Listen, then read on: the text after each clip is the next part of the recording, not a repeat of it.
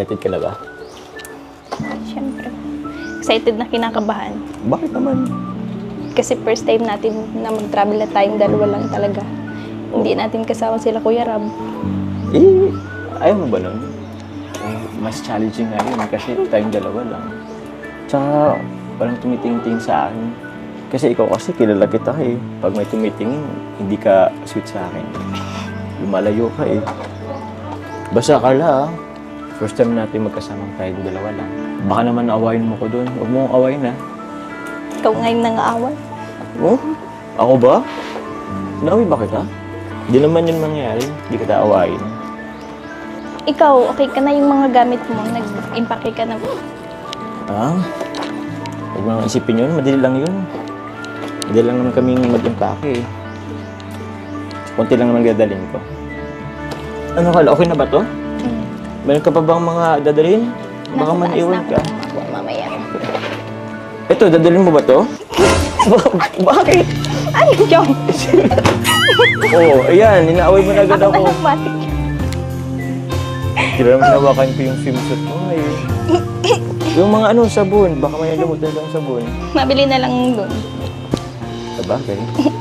Para at least hindi na makaan dito sa gamit mo. Tingnan, pinayagan tayo ni Kuya Rab mo. Kaya yun, libre muna natin sila.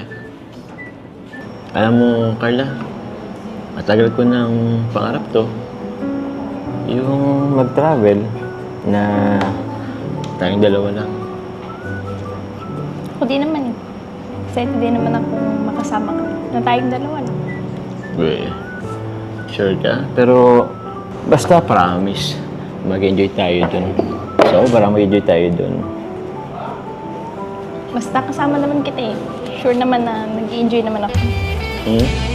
Sure yan ha.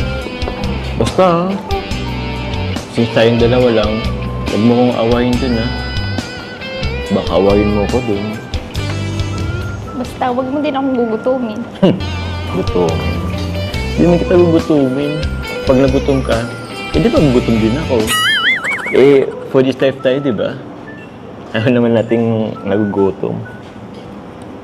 Tsaka, ikaw nang bahala sa akin dun ah. Wala. Lalo na sa airport, lalayan mo. Wala man, di kita pababayaan. Tsaka, ako ang mananagot ito pag pinabayaan kita.